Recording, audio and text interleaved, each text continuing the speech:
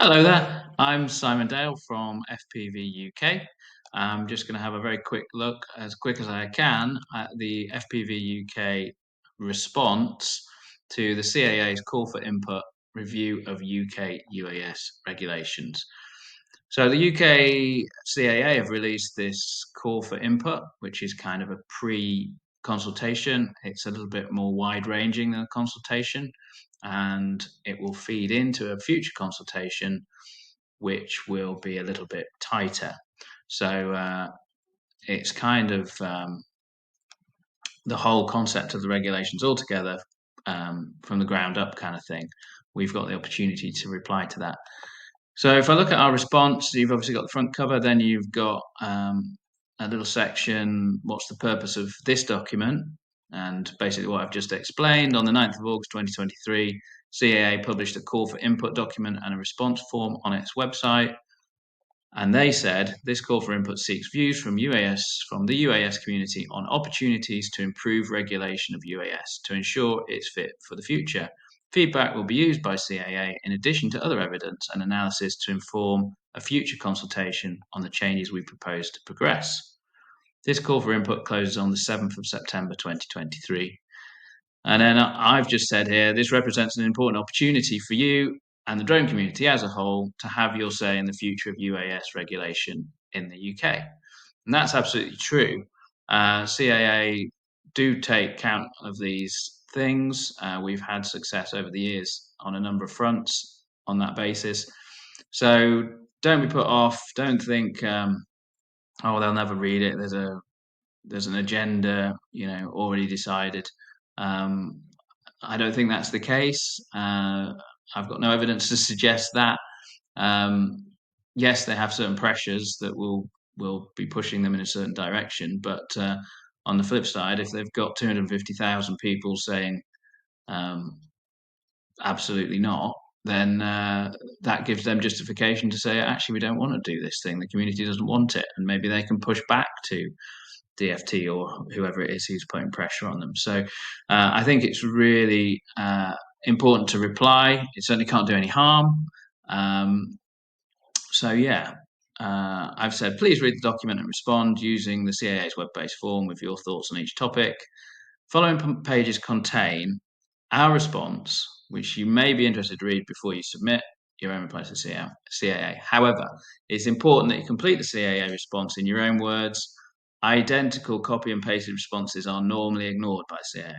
Yeah, so if they get 8,000, which is our membership, identical copy and pasted response that are identical to this, they're probably not going to count that 8,000 times. Whereas if they get 8,000, relatively similar or, slightly unique or completely unique responses, then that counts for a lot more. So please don't just copy and paste everything in. I have said in many cases, CAA's response form is too prescriptive. The call for input document asks a long question with multiple points within it, but the response form only allows a single multiple choice response.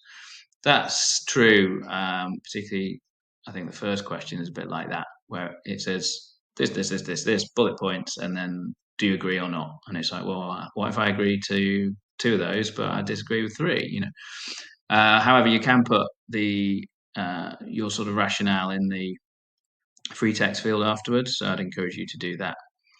You can also email them directly if you've got sort of extra notes to add. So the basic format is, in the following pages, you'll find the CAA's preamble in black italics, the associated questions in non-italic black, followed by our response, FPV UK's response, in blue. Where the CAA's response form requires a response from a bullet point list, our selection is included first, followed by the rationale for our answer. So yeah, so this is basically what they say, then the question, and then our response. And the first bit is what you would select from the multiple choice. So the first one's about operational requirements. We say definitely agree. So they're suggesting, do you agree with the challenges with the operational requirements identified by stakeholders? And there's this long bullet point list.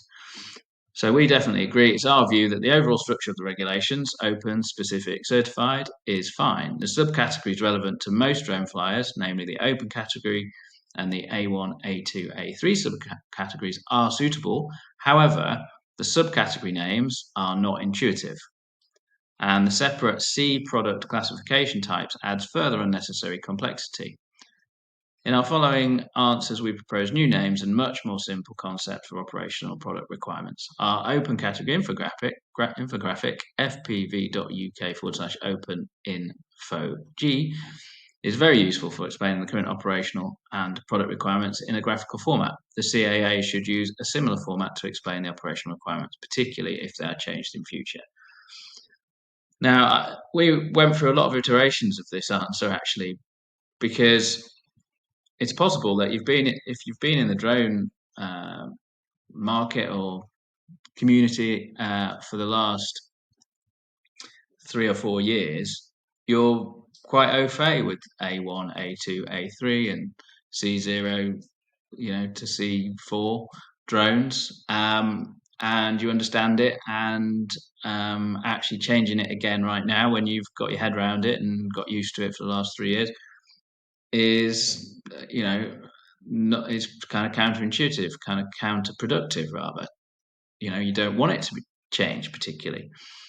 And I sort of started off from that point, but the more I spoke to people who perhaps weren't up to speed with those classifications, the more I realized actually, yeah, there are a select number of people who understand these rules inside out because they use them every day, but the vast majority of people don't, and it isn't intuitive. A1, A2, A3. Some of the people I spoke to, they said their eyes just glazed over, and maybe they said, "I did understand it once for a minute, when I really looked into it a couple of years ago, but now it's all gone."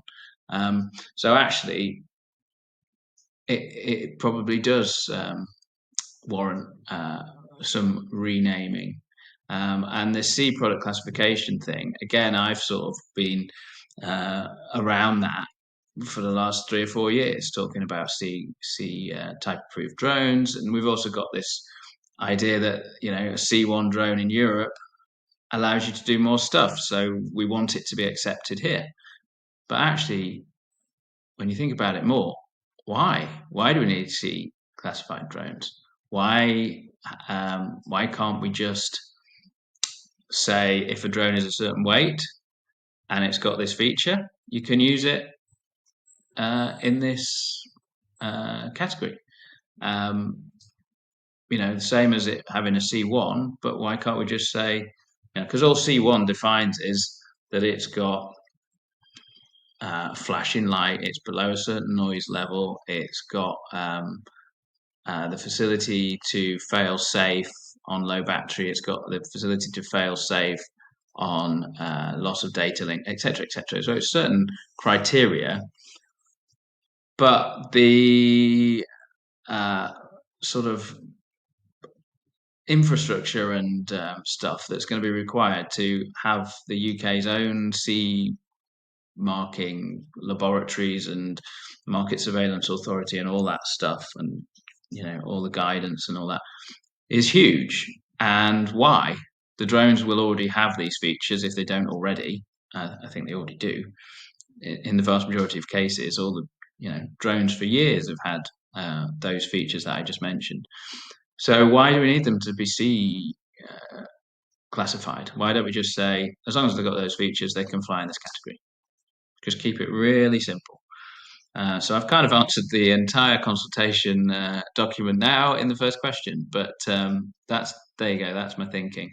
So you'll see that those themes that I've just mentioned kind of I'll come back to them in pretty much all the other questions. So this second bullet point is very difficult to reply to because they haven't really said what it is. I presume that they're referring to sub 250 gram drones. When the rules were written, they weren't so capable. And I think this point is trying to say, do they need to sort of change that so that people can't fly these very capable drones anymore. And my argument to that is, the science behind it, this harmless, as it shows in that study there that I've linked to on SagePub, the science found that 250 grams was considered harmless. It would to cause a serious or fatal injury, it would be 10 to the power 7, so incredibly low risk or low chance of that happening. So the physics hasn't changed, the science hasn't changed. Yes, they're more popular now, but we think they should continue to be allowed to do everything they can today. And the second point is there's no evidence of widespread, accidents or people being injured, aircraft being damaged or whatever by sub 250 grams. There just isn't any requirement really to drive a change to this. We don't want to see a lot of people who have these drones forced to losing permissions when there's really no case to be answered for that. So I've kind of made that point there. The 2026 cliff edge, as I've called it. Yes, I think drones made before 2026 should continue as they are, and we've got numerous examples in motor vehicles, such as if you see somebody driving around in a classic car that didn't have seatbelts when it was new, it doesn't have seatbelts now. So that's perfectly acceptable if you ask me. Should CAA, there's a question too, should CAA adopt the following policy objectives for operational requirements and why? So first one, mitigate safety and security risks. Well, I've said yes, to an extent. Safety should be the number one priority of the National Aviation Regulator. I think that's fair, but I've said it should be done on a light touch basis, and regulation should be risk-based, based on real evidence, and in no way based on unproven / unreliable airprox data. I'll come back to airproxes, but and I've just said the CAA does not elaborate on the security aspects of its question, so we don't really know what they're getting at there. But user-centric, yes, to an extent. If the rules are very complex and hard to understand, compliance will be lower than it might otherwise be. I also find that our infographic, fpv.uk/open-infog, really does help when I'm explaining the regulations to people and even reminding myself of them. So I'm surprised that CAA don't have something similar. And if they do change them again and everything's got to be explained again, then I think it would be really good for them to have something similar. Enforceable, yes, to an extent, makes sense. What's the point in making a load of rules if they're impossible to enforce? Growth enabling, yes, CAA should reduce barriers to participation as much as practicable. Scalable, yes, of course, the industry is predicted to grow, so the rules must enable that. Okay, now question 3. Do you value international alignment in operational requirements and why? So this is another one where I sort of rewrote this about 100 times. It's true that if you currently know the rules of the UK UAS rules inside out, and then you want to go on holiday to Spain, you kind of already know the rules because they're the same. However, not many people do know the rules inside out, and other than that, there's really no benefit. You still have to go and register in Europe for an operator ID. You still have to go and do a competency test in Europe and get a flyer ID. Ours aren't recognised, so I don't see the point. This is in operational requirements, not actually the product marking or class marking or whatever you want to call it about the drones. This is just in the actual requirements of the rules. It would have been great if we had bilateral agreements with the EU so that their operator IDs and flyer IDs were recognised here and vice versa, but that hasn't happened and it doesn't look like it's going to happen. So there's no real benefit to being aligned in terms of operational requirements, to my mind. So I've said that basically. And if we have the opportunity to improve our operational requirements, and I've proposed a way to make it much more simple, then why not? So let's skip forward to question 4. Should CAA rename operational categories and subcategories? I've said definitely yes. Again, I mentioned it before, when I spoke to people who weren't familiar with the rules, been flying drones and model aircraft for 40 years, but weren't familiar with this latest A1, A2, A3. When I tried to explain it to them, I found myself struggling, and they've very quickly lost interest. So I came up with this and another alternative, this, which is they've got basically the current categories, although I've sort of added one, A0. So basically very light, A0, sub 250 gram drones. You'll notice I've not mentioned anything about C rating or anything like that. Just forget the whole concept of C rating.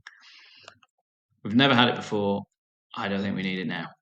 And then you've got light A1. So that's anything sub 500 legacy and sub 900 grams, as long as it has a low battery failsafe, data link failsafe, and a flashing light, which is essentially what a C1 drone would have had. But we don't need all that C rating and market surveillance authority and all that. Just say in the operational requirements, it must have these features. Then I've done medium A2, legacy sub 2K, G, and sub 4 kilograms if it's got the things I mentioned before: low bat failsafe, data link loss failsafe, and a flashing light. Sub 4 kilos. And it's got this low speed mode, less than 3 meters per second low speed mode. And then as now, it can go up to 5 meters from people if it's in the low speed mode. And then basically everything else, heavy, A3, sub anything under 25 kilos. So that's basically the same as we've got now. But yeah, basically giving them more friendly names and ditching the C ratings altogether. We'll have the same allowances as the C ratings would have given us, but without having to have all that C rating stuff. We've never had it before. We've never needed it before. It's all just been done on weight. In truth, all the drones I've flown in the last 8 years have had low battery failsafe, data link loss failsafe, and lights on them. So I don't think that's going to be an issue. It already exists. And then another alternative, I just went for a boxing alternative: featherweight, lightweight, middleweight, and heavyweight. Same exact concept, but just maybe a different name set that might be more attractive. I don't know. I've also said model aircraft should be excluded from these regulations. Question 5. Should CAA simplify how operational requirements are categorized? So they were suggesting in the preamble above that they would merge A1 to A3. And to me, that just sounds like they're keen to make everything A3, if you see what I mean, and just ditch A1 and A2, which means you'd lose the sub 250 exclusions, as it were, and the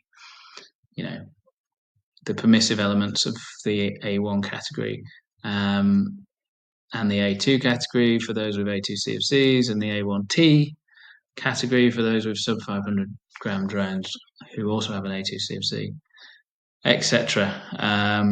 So no, I think we shouldn't lose those permissions. There's no evidence to suggest that drones flown in A1 or A2 have caused any issues or injured people or been, caused huge problems where they shouldn't be and stuff like that. So I think that those allowances should remain.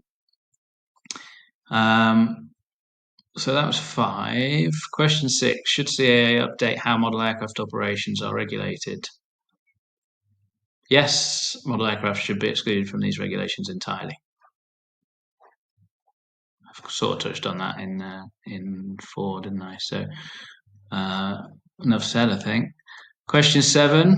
Should the CAA simplify exclusions from operational requirements, and why? Please describe alternative exclusions that should be considered.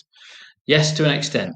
It's understandable that the definition of a toy, which is products designed or intended, whether or not exclusively, for use in play by children under 14 years old, can cause confusion in this context. However, it is sensible that children's toys are excluded. They're not. We don't want to. We don't want to get in a ridiculous situation where kids can't play with, foamy model gliders and stuff like that in a park. That would just be patently ridiculous. So yes, I think toys do need to be excluded. If they can come up with a better definition for toys, then that's great. And then it also mentioned about sub 250. Again, all UAS under 250 should be excluded from the regulations. And I'm making the same point again, basically, that they came up with this threshold. It's considered harmless. Therefore, they should be allowed to continue as they do. Question 8. Should CAA change transitional arrangements for users of UAS without class marks? Definitely yes. So this goes back to the cliff edge. We don't want any drone that doesn't have a class mark. I mean, I'm proposing that we get rid of class marks altogether, but assume that we don't then. This cliff edge may discourage people from buying drones, basically from now until 2026, basically killing the industry. And then come 2020, so you're not only impacting the industry by the manufacturers having to comply with these new class marks. They've got to jump through all your hoops and meet your requirements and get it through testing laboratories which don't currently exist, and blah blah blah. But also, they're not getting any sales for the next 3 years because everybody's sitting on their hands, not wanting to buy one that will then immediately be worthless and not able to do its job anymore. So I think, as I think I said before, they should just be allowed to continue as they are allowed to do before 2026. They should be allowed to do that for the rest of their useful life. And to be honest, that's not very long with a drone. It's not, people don't keep drones for 25 years, like you might do a car or a motorcycle. A drone is going to come to the end of its life in 3 years. It'll be superseded, and you won't be able to get parts for it, and you won't be able to get batteries for it and stuff. So, I don't think it's a massive problem. You're not going to see people flying around legacy drones for the next 30 or 40 years. It's fine. So, and also, if those drones already have, just forgetting that if I imagine that they accepted my concept of deleting class marking altogether, if the requirement was simply to fly in this subcategory, you have to have a flashing light, fail-safe on low battery, fail-safe on data link, etc., then those drones would be able to comply with it anyway. So they would meet those requirements. So there wouldn't be this cliff edge in the first place. So yeah, and even if they didn't, then perhaps they could be added by firmware. So like, let's say it was a 4 kilogram drone, doesn't have a low speed mode, but then the manufacturer releases a new firmware update. Now it has a low speed mode. Now it can be flown because it's not having to go through test laboratories and all that. It's got to have that facility. It now has it, so it meets the requirement. Question 9. Do you agree with the issues identified by stakeholders relating to product requirements? So I've said somewhat agree. Establishing a market surveillance authority, appointing conformity assessment bodies, designating technical standards, and publishing supporting guidance is a serious undertaking. The initial and ongoing costs of all this will be significant. Yeah, I mean, that's even if you can persuade test labs to want to test drones. And of course, it's a bit of a chicken and egg because they're not going to these test laboratories are not going to set themselves up ready to test drones if there's no drones to be tested because there's no legal requirement to. Um, but yeah, setting all that up, the Market Surveillance Authority, so that's the government side of it, um, appointing conformity assessment bodies, designating the technical standards, publishing, supporting them, that's a huge undertaking. That's massive. Um, it's going to take, I mean, the reason we never hit the 2023 deadline was they didn't manage to do it and they didn't manage to get any test laboratories interested. So the idea, I won't be surprised at all if they couldn't do it in another 3 years. But there's a huge cost to that for the regulator and for the actual manufacturer. And that who's going to pay that cost? The UAS operator is going to pay it. One way or another, we will see increased costs in either the registration fee or the cost of the price of a drone going up because that's got to be covered in one way or another. So going back to my proposal here, let's just ditch it. Why do we need it? We've never had C rating or class rating or any similar concept before. We just have weights, very light, sub 250, light, sub 500, or sub 900 if it's got these features, medium, A2, sub 2 kilos, or sub 4 kilos if it's got a low speed mode and those other features. Other than that, it's heavy, sub 25 kilos. Everything falls into that. That's above 4 kilos or 2 kilos if it didn't have those features. And again, I said featherweight, lightweight, midweight, middleweight, or heavyweight. What I have said though is those limits should align internationally so that drones that are designed for the EU standards or the American standards or whatever also work in the UK. We're not going to test them to the standards, but we're going to have those as the same limits. So at the moment we are aligned with the EU. So anyone developing a drone to be sold in the EU will produce them in these sort of categories, sub 900 or sub 4 kilos, and they'll also fit into our rules. We won't test them against it necessarily, but they will fit into our rules. We agree that guidance for new pilots at the point of sale for commercial off-the-shelf drones would be beneficial. So that is definitely, I'm sure that happens. It's just perhaps it could do with an update. Perhaps it could be mandated to make sure that every drone manufacturer does it, not just the leaders. That's a possibility. I don't think that would be a huge cost, and I don't think it would be. I think the manufacturer would probably do that anyway. They probably are doing it, so it's not going to be a huge change.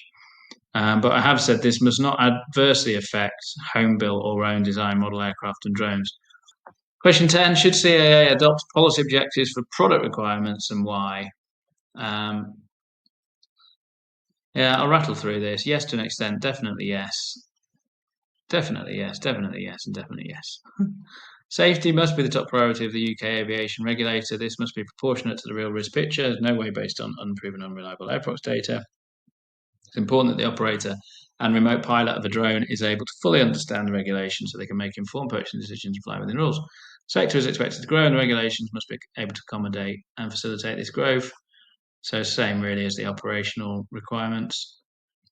Product requirements, in particular mass delineations, should continue to be internationally aligned to ensure that manufacturers can sell their products in the UK. Unrealistic to expect manufacturers to develop special models for the UK market, and it's also undesirable. So there you go. Question 11. Should CAA implement manufacturer standards and why? I've said definitely no. And for the reasons I've mentioned before, market surveillance, conformity assessment bodies, technical standards, etc., all very significant costs. And for what? We haven't ever had that before.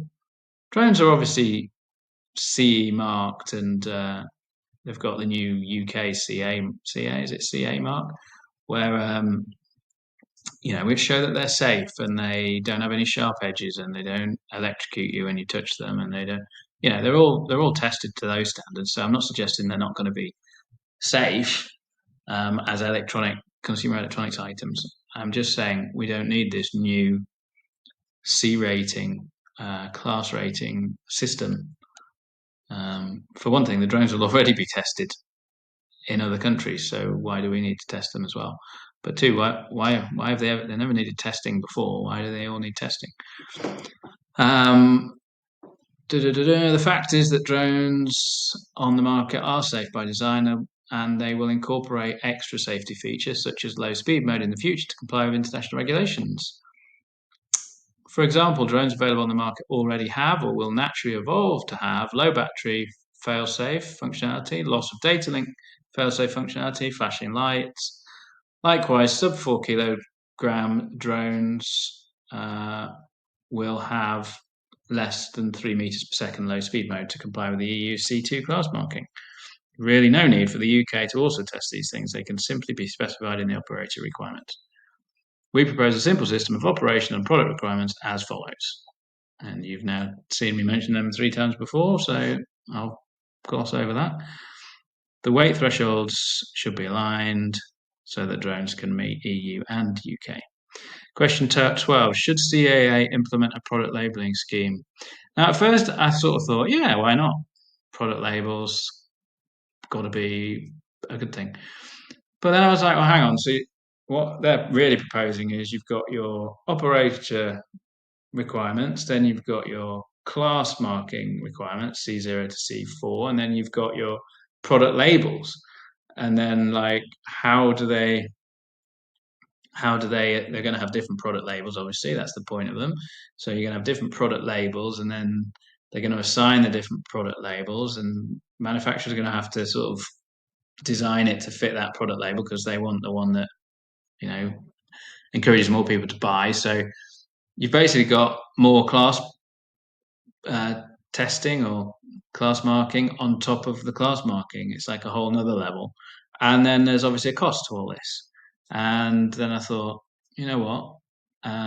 We're going to end up paying the cost in terms of either increased registration fees or the cost of the drone going up. And do we need this extra level of complexity? So I've said no to an extent. I'm not 100% against it. I've not said definitely no. I've said no to an extent. Yeah, just more complication. But I would like to hear more. If they've got some amazing plan that makes loads of sense, then perhaps they can lay it out and we can have another look at it. But yeah, no to an extent was my answer on that. Question 13. Should CAA simplify exclusions from product requirements? Definitely no. Yeah, so they were basically saying above, some UAS that meet this criterion, i.e. sub 250, could still be used to infringe controlled or restricted airspace or to collect private or sensitive data without consent. In addition, the current approach to exclusions may be a source of confusion. To address these risks, we are considering whether the approach to product exclusions for certain UAS remains appropriate. Alternative approaches could involve extending some requirements, such as remote ID and geo-awareness, to UAS below 250 with cameras. In addition, we could replace the exclusion for toy with a criterion based purely on weight to avoid ambiguity. However, we recognise that some exclusions are likely to be proportionate, for example, for very small UAS without cameras. So it isn't looking good the way they're wording this for sub 250 gram drones. They seem to have this idea that sub 250 gram drones are now rather more capable than they envisaged when they wrote the rules, and therefore we should be simplifying the exclusions, in other words, removing some of the permissions for sub 250-gram drones. And I'll make the same point again, that 250-gram harmless threshold, which sort of they all came up with together, and said sub 250 grams is harmless, still exists, still is sound, still physics hasn't changed. So not to mention that lots and lots of people have those 250-gram drones now. We don't want to find they're all paperweights or they can't fly with the same permissions as they have now. And also, with that in mind, probably the majority of the UK fleet is sub 250 now. Where's all the injuries or infringements or whatever? There aren't. They don't exist. So what is the problem you're trying to solve? So no, my answer is definitely no. I've also said remote ID not required for any UAS, which we'll come on to next. So they're talking about remote ID and how the EU regulation, well, it's now UK regulation, but it was the EU regulation, 2019/945, sets out a requirement to implement remote ID in the UK by January 2026. We're exploring how it could be implemented, etc., etc., etc. Possibly a hybrid of direct and network. So direct, you would be able to detect on some device which is in line of sight of the device, of the drone, and it maybe a mobile phone, and it would detect it and tell you who it was and what it's doing, perhaps. And network remote ID would be centralized on a database somewhere, and you could look it up from anywhere in the world, and it would also be logged. So they're talking about a hybrid where it would do both. And there was a tender that went out some months ago, which apparently was rejected or something by the DFT. I can't remember the story, but it was going to be several millions many millions to build this system. And again, I don't think it really represents value. I don't think there's a case to answer, really. They talk about the police being able to trace people. Police actually do have capability to detect drones. They have a national detector network, and they can successfully prosecute people who are using drones for nefarious purposes. It's also the case that if you're going to do something nefarious, let's say you're going to smuggle contraband into a prison, for instance, you're either going to put spoof data in your remote ID system if it's built into the drone, or you're going to somehow disable the remote ID, or you're not going to install remote ID if you've got a legacy drone, or you're just not going to, or you're just going to build a drone that doesn't have any kind of remote ID. It just doesn't make sense. You're going to inconvenience and cost money to millions, or certainly hundreds of thousands of drone operators who use their drone perfectly safely and legally, to try and catch one or two who are doing something dodgy, and they're very smart criminals usually at getting around things like that. So there'll be hacks and spoofing and ways to disable or trick the GPS on your aircraft to say it's in a different location, or you simply cut it out, or use a drone that never had it in the first place.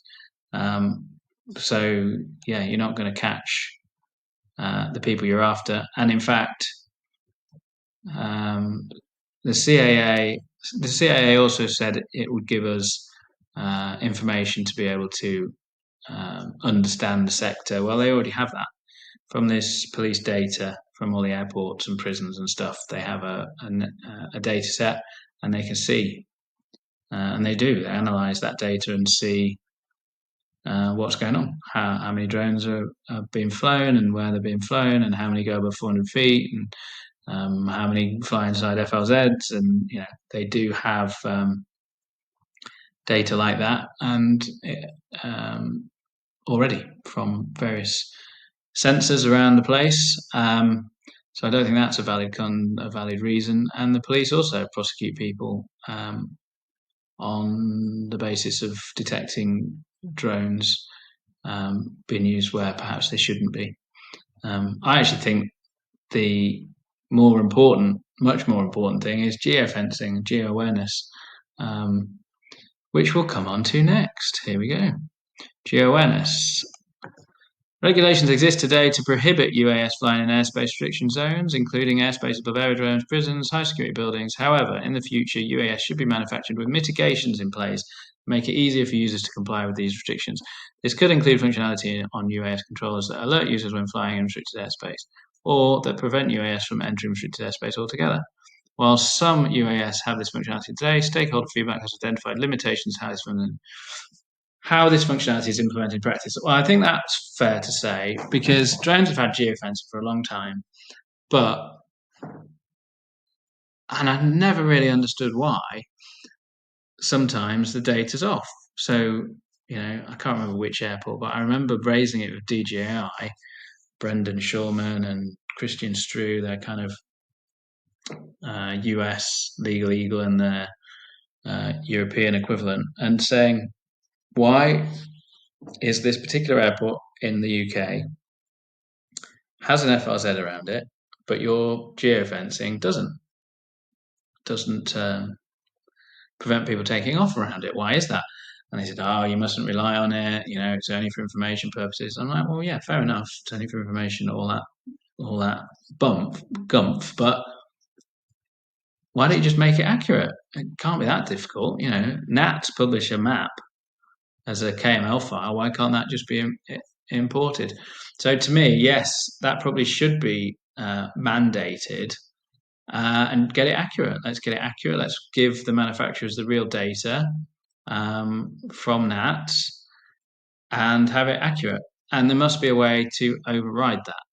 So if you have permission to fly in an FLZ, which the regulations say an ATSU, an air traffic services unit, should not unreasonably withhold permission for you to fly in an FLZ. So if you want to fly in a flight restriction zone, you should be able to contact the tower and they should give you permission. You may have to jump through some hoops. You may not be able to operate in line with the main runway, but if you're somewhere in the FLZ and you're not going to cause any issues, they know you're there, they should be able to give you permission, or they should give you permission, and you should be able to then override your geofencing in your drone. And DJI have a facility to do that, but perhaps that can be slightly finessed, and perhaps it would be a case of the air traffic service unit giving you a code, you type that into your drone, and then the drone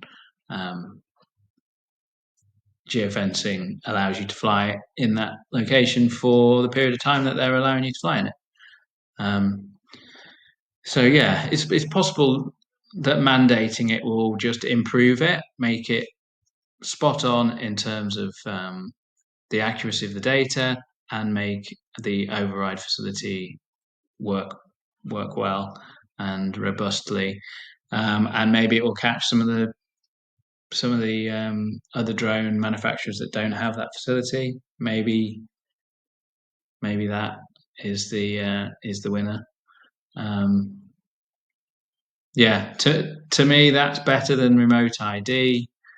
It's a lot cheaper to implement for all concerned. It already exists in the main. We're kind of already used to it. We're not being tracked. We're not being shown on a map. We're not being, which may lead to, assaults or whatever. We're just warned or prevented from flying close to somewhere where we're going to get ourselves in trouble. To me, that makes sense, as long as there is a way around it. And also, we must ensure that, like model aircraft or simple relatively simple drones like racing drones, for instance, they don't have a GPS. So how could they have geofencing? They can't. And I include in that, a balsa wood model plane, or a chuck glider, or a free flight model. Can't have geofencing on those things. It's just completely impractical.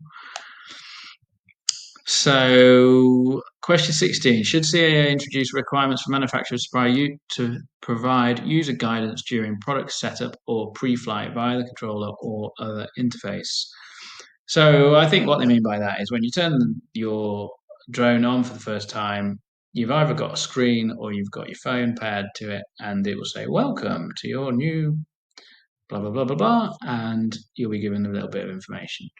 Should that give you some kind of training, simple training? Don't fly near airports, for instance. And I've said yes to an extent. I think that can't do any harm. And in fact, I think most drones probably already have that. But I have said it's imperative that any new requirements exclude unmanned aircraft, including model aircraft and home-built drones, which don't have integrated controllers and screens and apps, etc.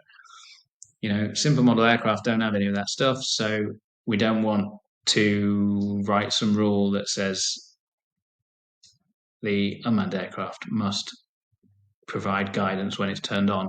If it's going to be, 3 bits of wood that you put together and throw, it's like, oh, this can't comply with the requirement. So I've put that in there. It's pretty self-explanatory, pretty obvious. The second bit was question 17. Should CAA introduce user validation requirements on manufacturers? So I think what they mean by that is that when you turn it on the first time, it won't let you fly it until you've typed in your flyer ID and or your operator ID. And there's some merit to that, I suppose. I can see why they might think of that, because then it shows that you've done training and happy days. But it would be a massive undertaking. We asked them to have an API where we can check people's operator IDs and flyer IDs automatically, so that when you put your flyer ID into our website, when you're joining or when you're changing your details in our website, you can validate it and go, yeah, you've got it right. Because we have a lot of problems where people have got expired flyer IDs, or they've typed them in slightly wrong, or they've mixed them up, or whatever, got the dates wrong. So having an API that we could automatically poll their server with certain information and confirm that it's correct, or the details and stuff back.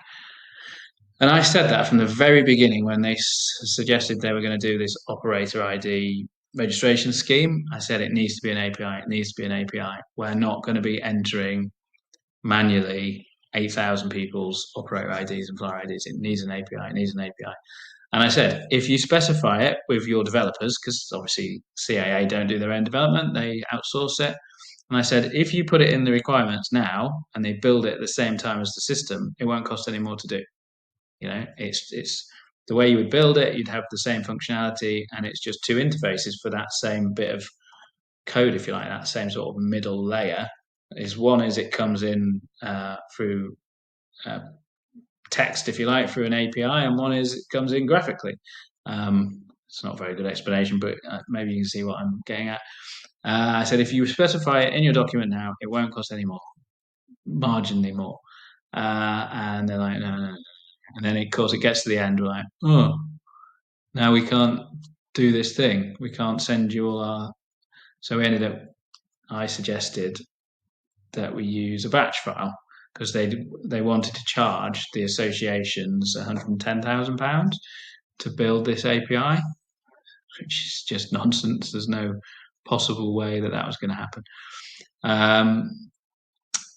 So yeah, we came up with this batch file process that runs every 12 hours, but that would obviously not work for this. So user validation, as they're describing it, would need an API that the drone would then contact, somehow would feed through to the manufacturer's servers, and then, or the internet at least, and then through to the CAA servers, confirm that is a real flyer ID, and then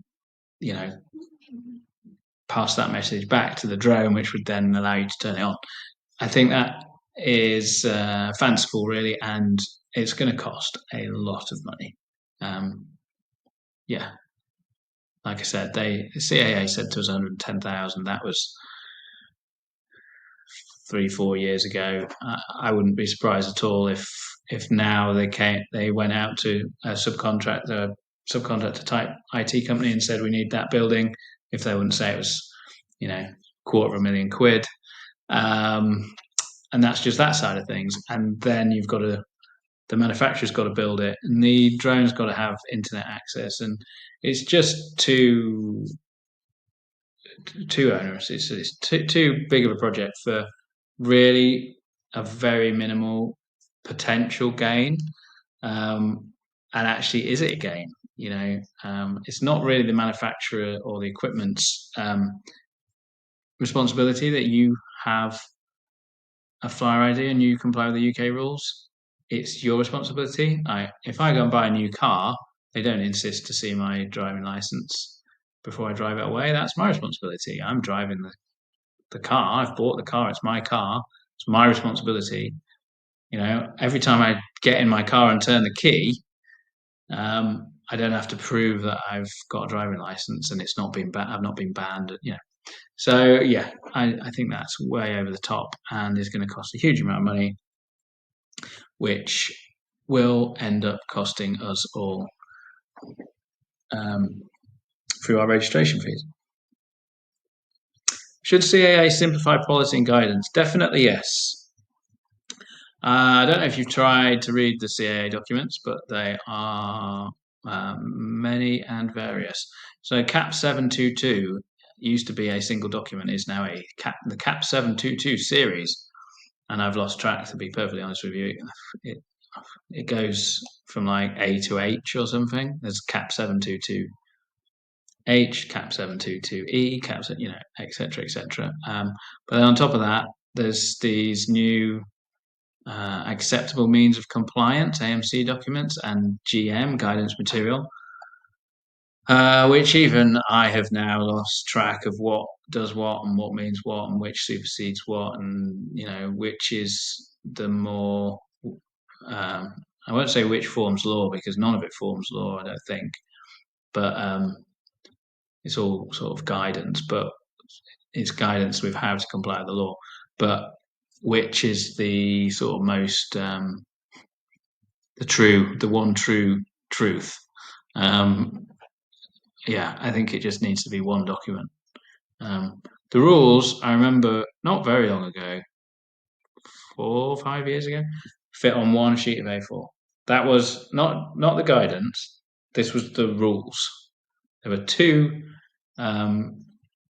paragraphs in the air navigation order, 166 and 167. One was unmanned aircraft and one was unmanned surveillance aircraft, which was unmanned aircraft with cameras on.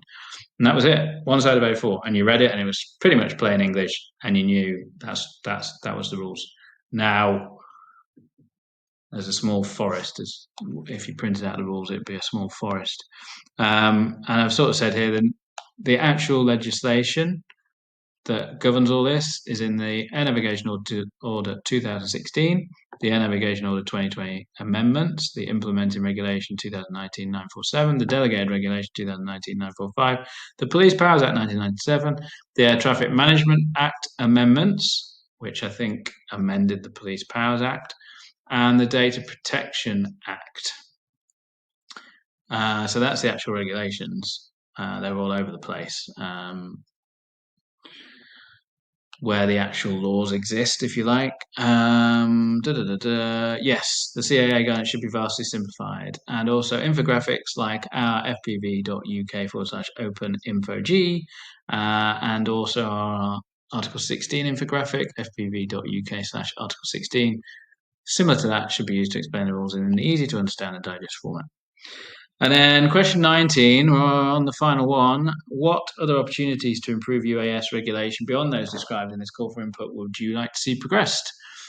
So I've said inclusion with autonomous drones with autonomous modes within the association's Article 16 operational authorizations. This can be achieved by simply changing the definition of model aircraft in section 7.1-9 of the OAs as follows. Unmanned aircraft used for sporting or recreational purposes. Simple as that. There's no evidence to suggest that using an automated mode whilst maintaining VLOS introduces a high level of risk to safety than flying with direct control inputs. It is possible that risk is actually reduced. So that's when people are flying under the auspices of an association. They're flying their drone or model aircraft in a field, and at the moment they have to fly with direct control inputs. They can't have it fly itself, but why? As long as they've got direct, visual contact with the aircraft, why can't they have it fly itself? They're going to be in control of it, but it's just doing a corkscrew maneuver or whatever, a pan out shot or whatever. I can't see any reason why that adds any risk to the public. You can do it under the open category. Why can't you do it under there? The regulation should enable the flying of sub 250 gram drone in one's own garden using FPV, where the air volume is shielded by features such as the house, trees, etc., forming non-navigable airspace, stroke, an atypical air environment, and access by uninvolved people is controlled, i.e. there's a fence and a hedge and a gate. So if you want to fly in your garden and you've got your house at this end and a big tree at the other end and fences either side, why can't you fly your tiny route around your garden FPV?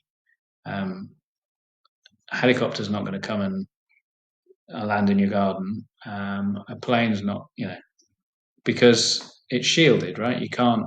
This airspace is shielded by the topography or the buildings, flora and fauna, and therefore it's not normal airspace. It's an atypical air environment, or it's a shielded operation, or whatever you want to call it. In New Zealand, they call it a shielded operation. I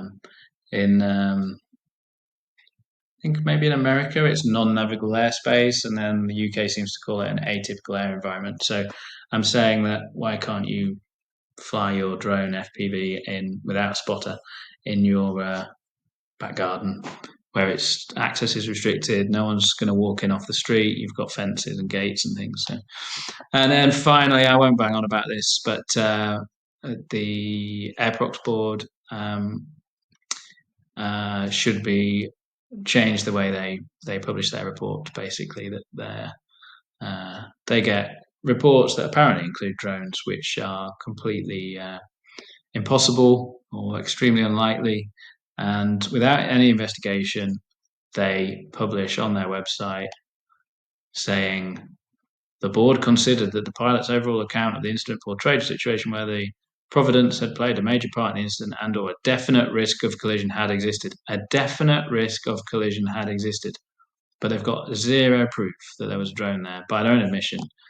And then what does the media do? Oh, definite risk of collision, you say? Government body said that. Brilliant. That's a brilliant headline. Da, da, da, da, da. You've got 300 people almost killed landing at Heathrow, and that's no good for the aviation industry as a whole. It's not going to encourage people to go on holiday if they think they're going to be on an airliner that's at risk, and likewise, it's definitely not good for the drone industry. So I've been banging this drum for about 5 years, but they asked, "Have you got any other ideas?" And I've said the CAA should clarify the ICAO definition so that because it requires 2 aircraft to be unequivocally present for an Airprox to exist. So there you go. I'm sure they'll completely ignore that, but if they ask me if there's any other ideas, I'm going to suggest it. So there you go. That's my response, which is the official FPV UK response. Feel free to disagree with me. Feel free to make your own response. Well, definitely make your own response. And how different it is to mine is entirely up to you. Feel free to write whatever you feel is right.